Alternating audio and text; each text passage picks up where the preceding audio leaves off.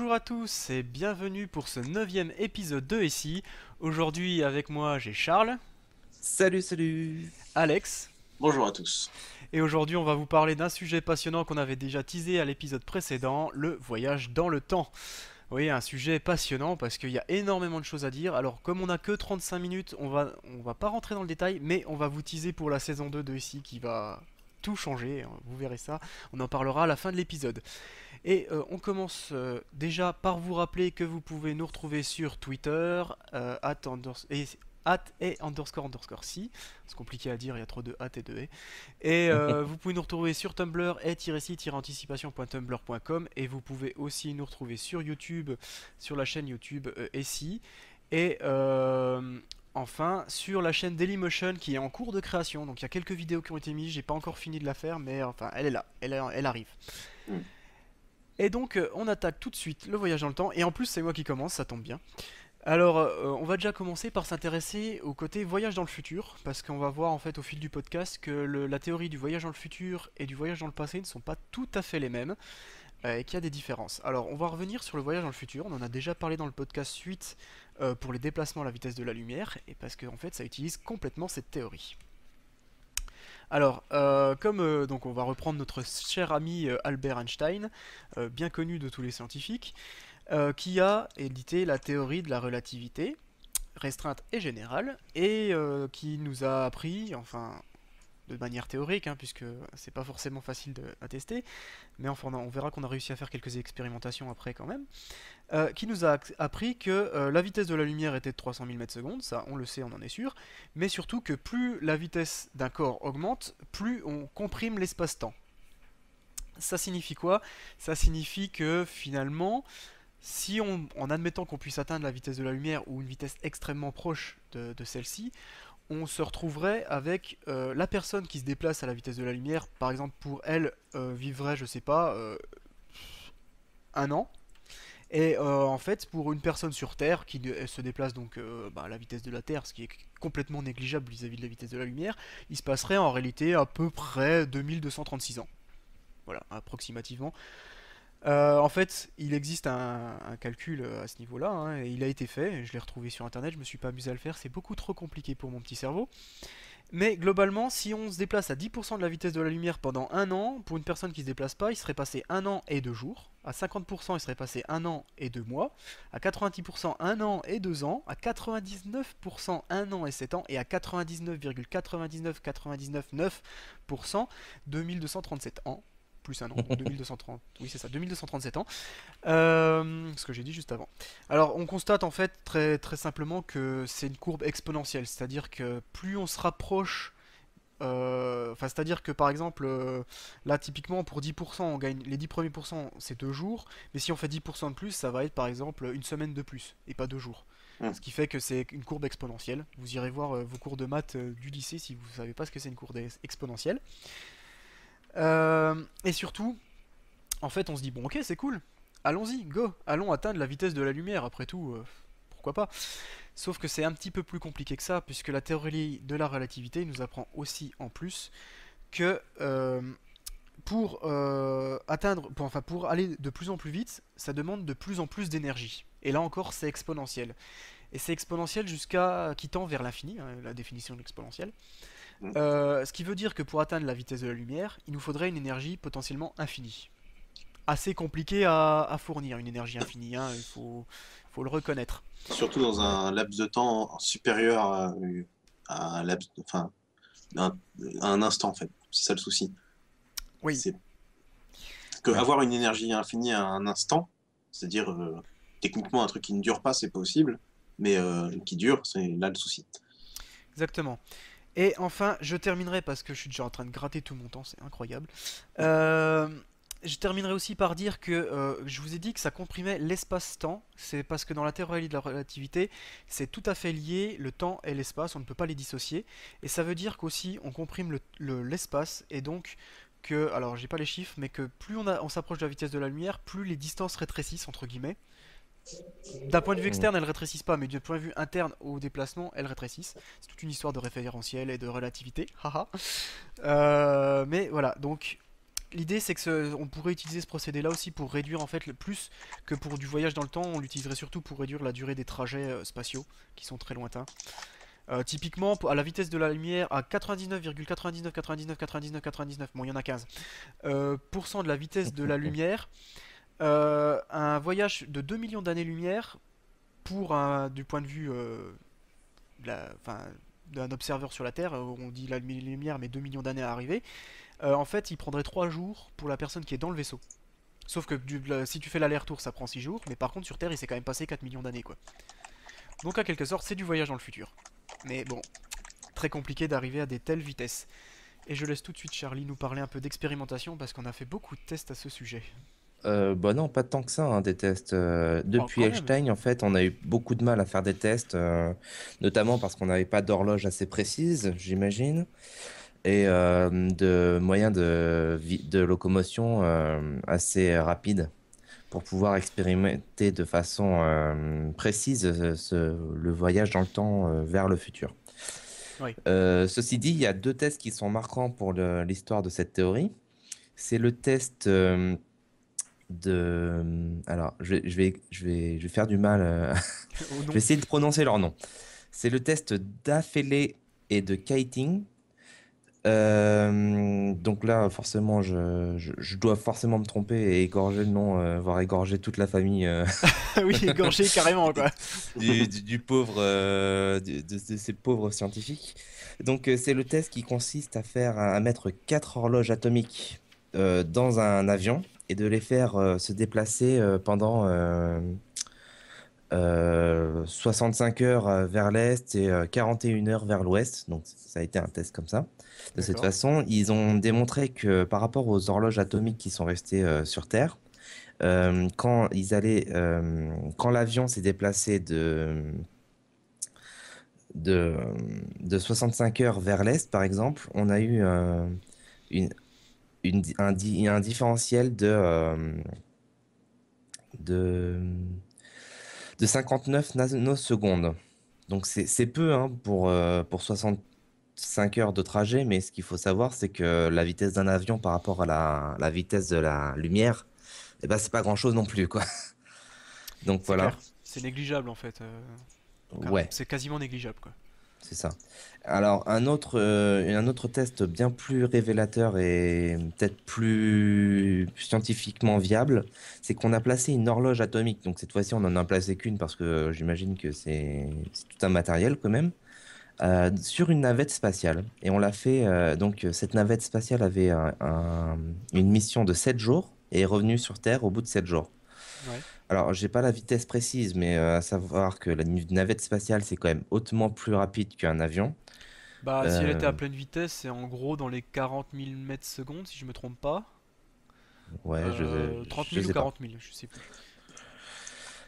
Alors, à savoir que il y a une différence constatée entre deux horloges, l'horloge atomique qui est restée sur Terre et celle qui est embarquée dans la navette. La différence étant de 35 picosecondes de secondes d'écart à chaque seconde. C'est-à-dire qu'à chaque seconde, il y a 35 picosecondes euh, d'avance ou de retard en fonction des horloges. Oui, bah en fait oui, c'est ça. C'est ça. L'horloge que tu regardes. Ça dépend de l'horloge que tu regardes. Donc voilà, ça c'était pour l'expérimentation. Enfin, maintenant je voulais parler un peu de l'utilité d'un voyage dans le futur. Euh, Dans le pourquoi cas où on je... peut pas revenir dans le passé, Oui, dans le cas où surtout. on peut pas revenir dans le passé, pourquoi j'en parle? Parce que ben finalement le voyage dans le futur, c'est quoi? Déjà, premièrement, c'est un postulat sur le futur. Euh, par- Et ensuite, c'est-à-dire que si on va dans le futur et que la planète est détruite, ben on a l'air fin, quoi, j'ai envie de dire.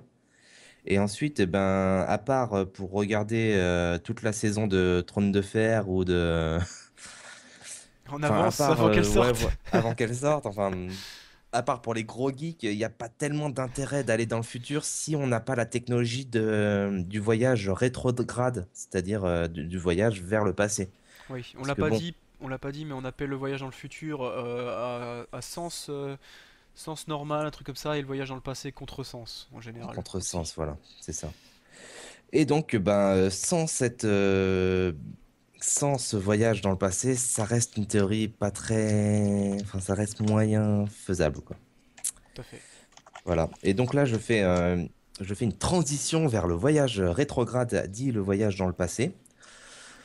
Et je vais laisser la parole à Alexandre, qui va nous parler de la théorie de ce voyage Oui, dans le alors en temps. fait, on a parlé longuement là de la partie dans le futur, c'est-à-dire se rendre à un endroit qui est situé après le moment, mais il y a l'inverse, c'est aller dans le passé. Donc on va faire un petit point sur quelque chose de pragmatique qui s'est passé et qui, en 2008, a été plus ou moins factualisé. On a le LHC, en fait c'est un accélérateur de particules c'est un grand collisionneur hadronique qui permet de donner de l'énergie à un certain nombre de particules qu'on souhaite.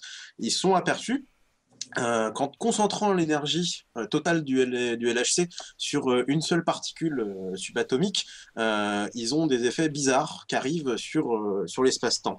Alors, il faut bien comprendre dans nos discussions là qu'on parle du temps comme une donnée qu'on pourrait dire de distance.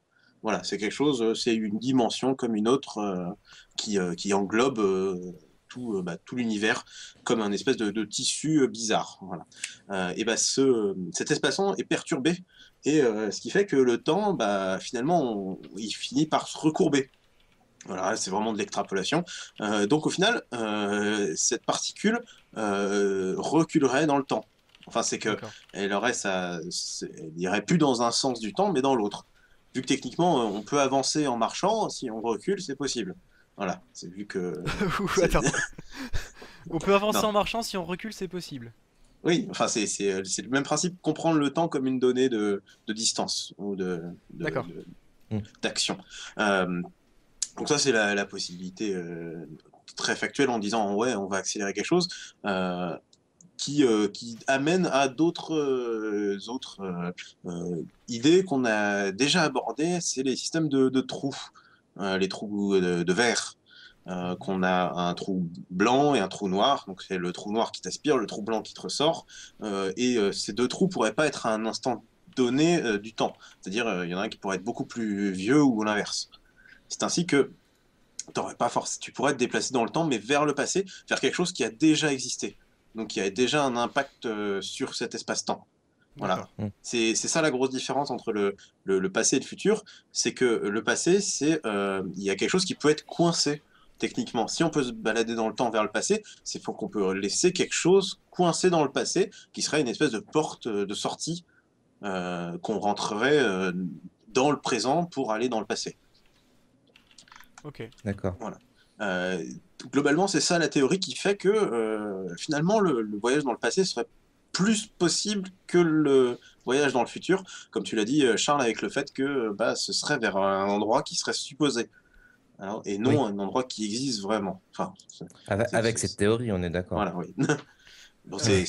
c'est extrêmement idéologique, mais dans l'état, ça l'est. Je sais pas si t'as fini sur la théorie, mais moi j'ai une autre remarque. Il y a une théorie qui est admise, mais qui est quasiment sûre qu'elle est fausse. Comme quoi, si tu dépasses la vitesse de la lumière, tu remonterais le temps. Bon, c'est plus une théorie de personne farfelue qu'une vraie théorie, hein. Ouais. Mais pourquoi? Parce que c'est impossible de dépasser la vitesse de la lumière ou Oui, bah en parce fait, que... là tu chamboules absolument toutes les lois de la physique actuelle. Donc ça veut dire que soit ça dépasse notre entendement actuel, soit c'est farfelu. D'accord. Bah, c'est forcément, là, on traite d'un sujet qui peut paraître farfelu, mais comme l'a été enfin, l'univers atomique, hein, voilà, Ouais, le mais il y a des choses quantique. plus farfelues que d'autres dans le sujet qu'on Voilà. traite. Et Ouais, effectivement, c'est parce que ça. c'est un épisode farfelu, hein, ce qu'on traite, c'est uniquement des théories Ah oui, de l'univers, et c'est uniquement des extrapolations d'idées qui seraient possibles. C'est-à-dire, on se base, comme j'ai dit, sur le fait que le temps serait une donnée comme une distance, hein. Voilà. Ce qui tout à est fait. techniquement pas forcément le cas. Enfin, on n'est pas sûr, quoi. C'est le souci. Ouais. Donc, tu Très voulais bien. expliquer une expérimentation, Aurélien? Oui, alors il y en a deux en fait, mais qui Ouais. sont un peu du même principe. Sauf que c'est des expérimentations qui sont réalisées à l'échelle quantique actuellement, donc pas macroscopique, hein. C'est vraiment au terme microscopique, quantique. Alors, la première, c'est l'expérience de Marlan Sully. En fait, le principe, c'est de faire, donc à l'échelle quantique, d'envoyer une partie, de dire qu'une particule dans le futur déterminerait son passé. Oui. Ok. Euh, alors, c'est vrai, enfin, cela semble vrai à l'échelle quantique, parce que en fait, la notion de temps est très difficile à qualifier à cette échelle-là. Par contre, on en est sûr et certain aujourd'hui. Enfin, je dis ça, mais bon, vu les théories, ça peut changer, hein, mais en tout cas, actuellement, c'est ce qu'on se dit. C'est complètement faux en termes macroscopiques. Et donc, même si c'est vrai au terme quantique, c'est faux en macroscopique. Donc, on C'est pourrait pas peut-être envoyer vrai quelqu'un dans le passé. c'est peut-être vrai microscopiquement. Peut-être, oui. Seulement peut-être en plus. Alors, la deuxième expérience qui est un peu plus intéressante, c'est l'expérience de Lijun Wang. Et son expérience, en fait, c'était d'envoyer des paquets d'ondes à travers une ampoule de césium CX310. Bon, je ne sais pas exactement ce que c'est, mais dans l'idée, le résultat, ça a donné que l'onde est sortie 62 nanosecondes avant son entrée. On pourrait se dire, wouh, voyage dans le temps, ça y est, on est dans le passé. Oui, mais en fait, non. Non, pourquoi? Encore une fois, on est à un niveau quantique et on est quasi certain qu'à un niveau macroscopique, on n'arriverait pas à le reproduire. Mais en plus de ça, ce résultat est dû à un effet d'ultra-réfraction de l'onde. Ce qui fait qu'en fait, ça signifie simplement par définition on ne pourrait pas envoyer ni d'énergie ni d'information. Ce qui veut Ouais. dire que, ok, c'est cool, on est capable de peut-être envoyer une onde dans le passé. Bon, de 62 nanosecondes en plus, hein, ça va pas aller loin. Mais même, admettons qu'on arrive à l'envoyer plus loin, on peut rien y envoyer dedans. Pas d'infos, rien du tout, pas de. Donc, bon, bah, ça sert à rien. Donc, pour faire simple, et comme le disait Einstein à son époque, et pour l'instant on l'a toujours pas détrompé à ce sujet-là, lui il pensait déjà à son époque que le voyage dans le temps, dans le passé, est impossible et inconcevable, et pour l'instant, malheureusement, il semble avoir raison, et on n'arrive pas à le prouver. Enfin, à prouver qu'il a tort. C'est ça. Donc, tant qu'on prouve pas qu'il a tort, il a raison. Tout Oui, simplement. tant qu'on n'a pas de contre-exemple. Mais bon, c'est un peu simpliste comme une façon de penser. Sinon, je rebondis sur quelque chose que dit Jocelyn sur le live rapidement. Il dit que quelqu'un lui a dit qu'il semblait avoir trouvé un truc qui allait plus vite que la vitesse de la lumière, et c'est faux, c'était le boson de Higgs, et on n'en est pas sûr. Tout ce qu'on sait, c'est qu'il y a eu des erreurs de mesure pour cet objet-là. Mais on n'est pas sûr. Théoriquement, c'est possible, mais on n'en est pas sûr. C'est Donc, des erreurs d'arrondi en fait. ouais, ça serait des erreurs d'arrondi qui ont fait croire qu'il allait plus vite. Alors, on n'en est pas sûr, il n'y a rien de prouvé pour l'instant. On l'a dit dans l'épisode 8, fallait écouter. Voilà, et toc. Et on enchaîne tout de suite avec une partie qui vous intéresse tous, c'est un peu de se poser la question, oui, mais les paradoxes temporels, ok, on y arrive, mais qu'est-ce qui va se passer, quoi? Comment on va Oui, pouvoir réagir à tout ça? Et Alex, tu vas nous parler de plein de trucs c'est intéressants. effectivement ça. Maintenant, on va dire que ça marche. Voilà. Et on va s'interroger sur les conséquences un peu farfelues, souvent, du fait de pouvoir se déplacer, nous, en tant que personne, pouvoir déplacer des objets dans le temps. Voilà. C'est-à-dire, très clairement, on va prendre des exemples tout bêtes, c'est moi, je vais me déplacer dans le temps en arrière pour aller tuer mon grand-père. Voilà. Est-ce que Est-ce je que ça meurs marche? direct? Est-ce que ça marche ou pas? Enfin, là, il y a un souci parce que techniquement, si ça a été fait avant, bah, c'est-à-dire que c'est déjà fait. Donc là, c'est un des premiers paradoxes tout bêtes qui ont déjà été interpellés, quoi. Un autre intéressant qu'on n'a pas souvent dans l'idée, c'est par exemple, prenons un exemple, c'est encore une fois, je vais voir mon père et je lui donne une montre. Ouais, Voilà. Et cette montre-là, lui, il va me la donner quand je serai jeune. ouais. Et Ah ainsi oui. de suite, la montre va se mettre dans une boucle qui dit mais d'où elle vient en fait. Et d'où elle a été créée, vu qu'elle a été apportée du futur, mais elle est transmise vers le futur. Donc il y a un terme rigolo qui s'appelle, c'est un gene, techniquement ça, euh, et qui amène un paradoxe. Tu voulais réagir? Ouais, c'est un peu le problème de je vais dans le passé pour corriger un événement, mais en fait je corrige l'événement qui m'a envoyé dans le passé, du coup je suis jamais allé dans le passé. Ouais. Ouais, c'est à peu près ça. C'est en fait, c'est est-ce qu'il y a un choix si je reçois quelque chose du futur et que je décide de pas le redonner? C'est-à-dire, je coupe un bloc, en fait. Est-ce Ok. que, est-ce que j'aurais le choix de faire ça ou pas? Voilà. Ouais, c'est encore pire parce que la montre, elle va vieillir, elle va se casser à un certain moment de la boucle. Enfin voilà quoi. Mais est-ce que la montre, va réellement subir la modification de temps en fait. Est-ce que Aussi, oui. donc est-ce qu'elle va faire des boucles elle-même et durer une infinité de vie? D'accord. Hmm. Ouais. Donc ça c'est des idées habituelles qu'on a. Mais après, est-ce qu'on peut avoir des impacts sur les modifications d'événements historiques? Comme souvent, salut, je tue Hitler, et ainsi de suite, qu'on a l'habitude de souvent parapher. Et après, est-ce qu'il y aurait une différence entre la modification d'un événement majeur ou alors non majeur? Voilà. Est-ce qu'il y a un impact si je vais, par exemple, ne serait-ce que marcher quelque part ou non? D'accord. Voilà. Ouais. Après, c'est le principe que dans l'idée populaire, il y aurait vraiment un impact si simplement je modifie, je tue quelqu'un, ou alors je modifie un événement de se produire. Mais est-ce que le fait de simplement ma présence n'aurait pas cet effet-là? Parce qu'il y aurait une modification globale de cette présence inattendue, en fait, Ouais, qui se baladerait. tout à Donc fait. C'est ça. c'est un peu, on pourrait se dire que finalement, en fait, le fait même d'avoir l'idée de se déplacer dans le temps serait une modification du temps. Oui. Voilà. Donc, j'ai fait les tours des modifications d'événements dans mon côté. Alors, il y a un côté qui a expliqué aussi que... Enfin, il y a une théorie qui dit que si tu retournes dans le passé et que tu modifies des événements, en fait, les paradoxes temporels se régleraient d'eux-mêmes. Ah, Oui. Pour éviter le problème, en gros, hein. Mais bon, moi je vois pas... non, voilà. Bah, justement, on va parler peut-être des solutions maintenant.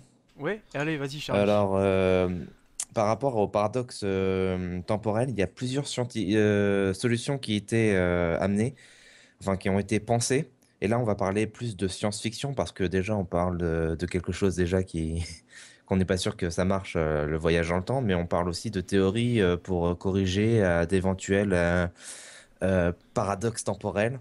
Ouais, ou les Donc, éviter. par exemple, la solution d'autoréalisatrice, c'est-à-dire qu'il y a eu un problème il y a quelqu'un qui... Il y a eu un paradoxe temporel. Quelqu'un est venu pour tuer son père. Et Ouais. ben, la solution autoréalisatrice, ça serait plutôt de dire que ben, finalement, c'était pas ton père, que tu avais une mauvaise information. Tu vois. Ah ouais, C'est un peu ce genre de délire.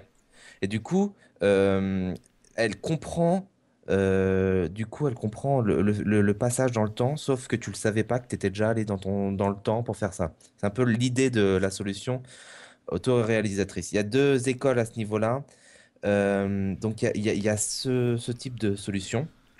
Et il y a autre chose, c'est de dire que l'espace-temps est quelque chose de beaucoup plus stable qu'on pourrait le croire. Alors à ce niveau-là, il y a deux écoles. C'est qu'il y a l'école de dire que ben, si on modifie un seul petit événement dans le passé, ça va plus le temps va croître et plus l'événement va apporter des changements sur la perception dans le futur, quoi. Donc, c'est-à-dire, ben, par exemple, on tue Hitler. Après, eh ben, il n'y a pas eu la Seconde Guerre mondiale. Donc, premier siècle, il y a eu ça. Deuxième siècle,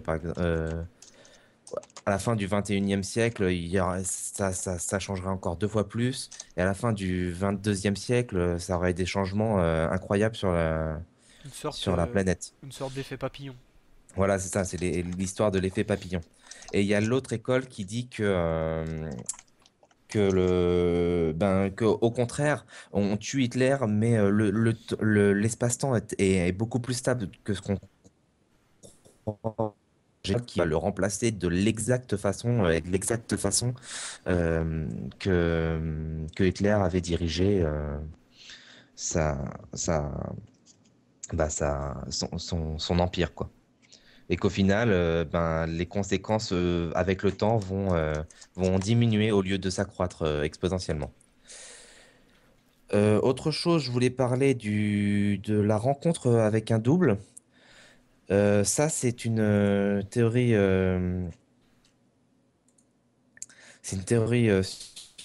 enfin, au niveau de la science-fiction qui a été beaucoup modifiée. Ouais. Euh, C'est-à-dire que, en fait, dans la science-fiction, c'est quelque chose qui va être très déterminant. C'est-à-dire que selon le type de science-fiction, si tu rencontres ton double, tu peux devenir fou. Par exemple, dans Harry Potter, ils expliquent clairement que si tu rencontres ton double, tu vas devenir fou.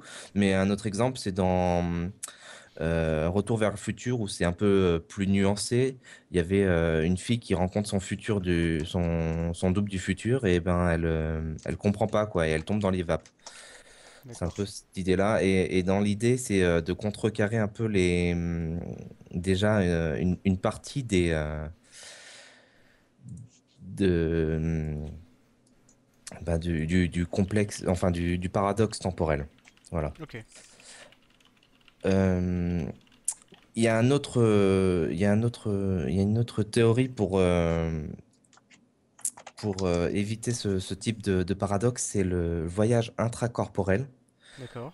ce qui veut dire qu'en fait, on peut voyager dans le temps, mais que durant sa durée de vie. Du coup, on peut pas tuer son grand-père ou quoi que ce soit. Et on élimine un paquet de paradoxes temporels possibles en ayant cette théorie du voyage temporel. Ok.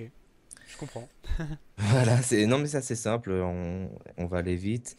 Et la dernière idée qui pourrait éventuellement supprimer le paradoxe temporel dans le voyage dans le temps, c'est tout simplement de dire qu'on peut voyager dans le passé, mais qu'on peut pas le faire sous sa forme matérielle. Ouais. Dans Qu'on le sens devient où une espèce de fantôme, en fait, le voyage dans le temps serait de la lecture seulement et pas de l'écriture, quoi. exactement, on peut le faire que de façon à être un spectateur et on peut pas écrire son propre voyage dans le temps, quoi. Enfin, on peut Tout à pas fait. réécrire l'histoire. Dans le sens, typiquement, en ce moment, on nous sort des photos de l'univers quand il est né, quand il avait 300 000 ans ou je sais pas quoi. Quelque part, c'est une sorte de voyage dans le passé, puisqu'on est capable de lire et de voir ce qui s'y passait, par exemple. C'est Ouais, pas... ouais, si on pouvait faire l'analogie, c'est exactement la même chose que de regarder une vidéo, sauf qu'on le vit, quoi. Mais on peut pas, par exemple, quand on est devant notre télé, on regarde notre série, on le vit, mais on peut pas influencer sur ce qu'on voit. On C'est n'est que ça. spectateur. C'est ça. Comme dit Jocelyn, il faut avoir un putain de zoom. Exactement. Un peu de ça, ouais. Voilà. Alex, tu voulais nous parler des multivers. Oui, en fait, là, depuis le début, se pose sur l'idée que quand on va se déplacer dans le temps, on restera dans le même univers. C'est-à-dire que notre action, si on revient à un certain moment, elle aura des impacts qui seront réels. Ouais. Mais il y a une autre idée qui dirait que si je me déplace dans le temps, je vais dans un autre univers, voilà, enfin une copie exacte de comment j'étais, mais avec moi à ce moment-là. Donc ainsi, chaque impact et chaque action que je vais faire va mener vers une déviation de l'état actuel du monde pour en créer un deuxième, une copie avec cette modification-là. Ainsi, on va avoir des couches et des couches et des couches d'actions et d'événements qui seront égales à chaque univers, à chacun un univers en fait.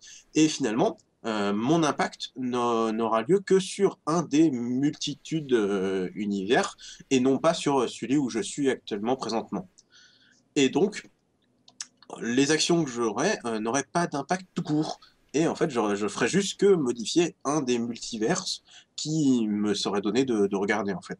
Et donc, tout ce qu'on a expliqué depuis le début serait un peu, tomberait comme un flanc, quoi.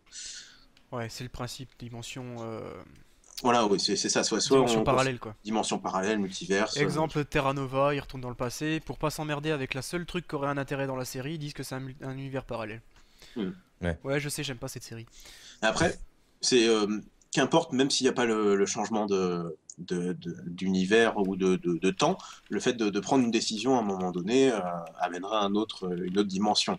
Mais, euh, mais là, c'est plutôt penser que bah, comment après toutes ces dimensions seraient stockées, où elles seraient, et ainsi de suite. Est-ce que je peux me déplacer d'une à l'autre? Parce que si je peux me déplacer dans le temps, alors est-ce que je peux me déplacer dans les univers? Voilà, et ainsi de suite. Et Ouais. ce serait un peu la fête du slip, de tous ces déplacements interdimensionnels, temporels, de Ouais, la c'est ça. dimension du temps. C'est ça, c'est ça. Voilà, c'est tout pour le multivers, parce que finalement, en fait, quand on a... tout est dit. Très bien. Et alors moi j'ai juste une dernière théorie, une dernière problématique, et on pourrait se dire, mais après tout, est-ce qu'il n'y aurait pas déjà des voyageurs du temps présents parmi nous? Est-ce que ce n'est pas un complot et qu'on essaye de nous les cacher et qu'en fait ils sont là depuis des centaines d'années et simplement une vidéo qui a fait le buzz sur YouTube, il faut pas grand chose pour faire le buzz sur YouTube, cela dit, mais enfin bon, je vais en parler quand même. C'est que en 1938, un film documentaire, soi-disant, a été enregistré et on voit une femme clairement utiliser une sorte de mobile, en tout cas de téléphoner avec un objet dans la main et porté à son oreille en extérieur, quoi. Bon, comment dire, il est très très très très très probable que ça soit un fake ou alors que ça soit, je sais pas, un talkie-walkie ou je sais pas quelle connerie qui a juste rien à voir, période de guerre, tout ça, espion, tout ça. Bon, on sait pas trop ce qui Mhm. traînait à l'époque. Bref, mais il n'y a pas fallu grand chose pour faire un flanc sur YouTube en mode buzz, 300 000 vues, je sais pas combien, pour dire wouhou, regardez, il y a des voyageurs dans le temps, tout ça, ils sont méchants. Bon, à mon avis, c'est une vaste blague. Maintenant, ça ne veut pas dire qu'il n'y en a peut-être pas déjà. Après tout, on ne sait pas. Peut-être que le voyage dans le temps est juste limité à une certaine élite dans le futur et que on ne fait pas n'importe quoi, qu'il y a une sorte de règle finalement pour autoriser ou non le voyage dans le temps. Ouais. Ça pourrait être tout à fait envisageable, sans aucun problème. Et enfin, je terminerai ce podcast. On termine un peu en avance parce que j'ai plein de choses à vous dire sur la conclusion, mais je terminerai juste par une citation de Stephen Hawking, qui est donc un physicien très connu, Mm. qui dit, en parlant du voyage dans le passé, que la meilleure preuve qu'un voyage dans le temps est impossible est que nous n'avons pas été envahis par des hordes de touristes du futur. Il a pas tort, hein, sur le principe. Si la technologie dans le temps serait accessible à tout le monde, c'est vrai que je pense qu'on verrait débarquer des touristes du futur. D'ailleurs, est-ce qu'il y en a un qui arrive à côté de moi? Non, Non. Donc on peut pas voyager dans le temps. ça, triste. Super démonstration, n'est-ce pas, hein. Il y a des scientifiques qui travaillent des dizaines d'années pour ça. Moi, je le fais en 3 secondes. Voilà. Bon, bref, allez, blague à part, on sait pas, mais bon, je trouve la citation intéressante quand même. C'est sûr. Alors, on va conclure notre épisode ici, mais sur les 2-3 minutes qu'il me reste, j'aimerais faire un. Alors, déjà, vous dire que le prochain épisode a lieu le 21 mai à 21 h. Et que ça sera la fin de la saison 1, donc c'est le dernier épisode de la saison 1. C'est ça. Où on fera un thème un peu funky, en fait un gros débat qui reprendra un peu toutes les idées qu'on a fait dans les précédents épisodes, et puis on va vous faire un truc un peu funky Mm. sur la fin du monde, tout ça, vous allez voir, ça va être rigolo. Alors ça c'est la première chose. La deuxième chose c'est que la semaine, enfin donc le 21 mai, on vous donne rendez-vous sur le live comme aujourd'hui pour faire une after après l'épisode où on vous demandera votre avis, votre retour sur la saison 1 de ici, ce que vous aimez, ce que vous aimez pas, ce que vous voudriez voir, ce que vous ne voudriez plus voir. Et puis on vous donnera aussi nos premières pistes pour faire évoluer ici pour la saison 2 qui débutera autour de septembre a priori. Si vous pouvez pas être là pour le live, vous pouvez nous le mettre sur Twitter ou sur le Tumblr ou sur les commentaires de YouTube ou sur les commentaires Badgeek. Bref, vous avez le choix, ou même par mail, vous avez le choix pour nous donner votre avis, on en tiendra compte. Voilà ce que je voulais dire. Pour les gens qui sont en live tout de suite avec nous, on ne partez pas. Après le live, on reste quelques minutes si vous voulez pour discuter, il n'y a pas de souci. Et sinon, eh ben, je pense qu'on va conclure ici. On vous Ouais. remercie de nous avoir écoutés. Et puis on se donne rendez-vous donc le 21 mai à 21 h, toujours sur Bad Geek pour l'épisode 10, le dernier de la saison 1. A bientôt. À Au revoir. bientôt.